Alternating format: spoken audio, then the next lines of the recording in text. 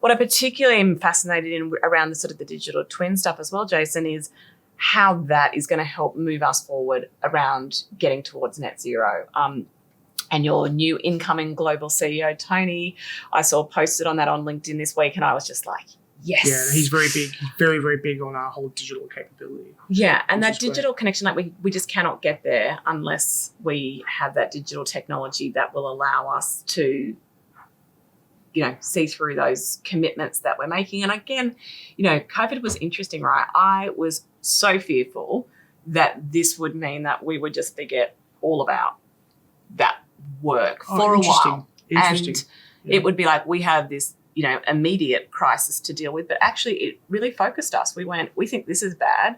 Wait till you see what's coming if we don't deal with climate change. And we saw major corporations actually double down on their commitments. And we saw, multiple announcements. We've seen, the continued push of, BlackRock and others to really focus on this. And I think that is interesting because the real estate sector is a bit of the sleeping giant, like 40% contribution to, global carbon emissions. Like that is huge.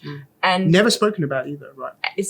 Someone there was an article I read the other day that described as the quiet sinner. Yes. And I was like, oh, yes, that's probably a very, very visceral image there. But it's going to be real. And I think the challenges, again, are significant, but it's going to be kind of, table stakes in terms of, particularly for all of the major employers, you will not go into a building unless it is able to set absolute sort of gold standards around climate commitments. There's a few angles to this, right? We are in an A-grade building here, triple A-grade building here.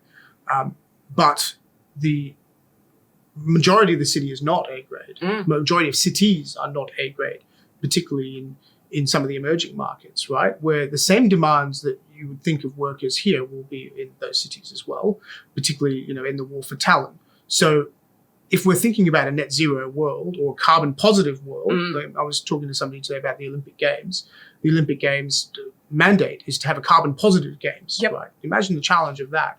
That means that your existing infrastructure and your existing buildings, all of a sudden, you can't just demolish those things and go away. That is a highly carbon intensive process. So, what do you do with concrete, for example? You can't just recycle concrete. You can, but it's a highly expensive process. So you've got to find a way of retrofitting, repurposing buildings. Look, AMP's tower here, they kept the core, for example, right?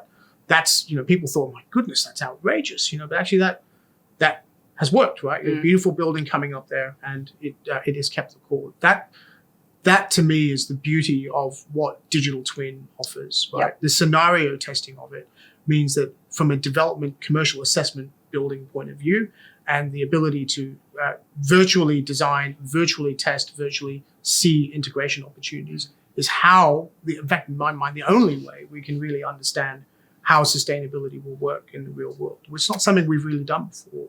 And the integration part, I think, is the bit that we've been missing, because we often design things without necessarily understanding what the broader impact on the city might be from X or Y.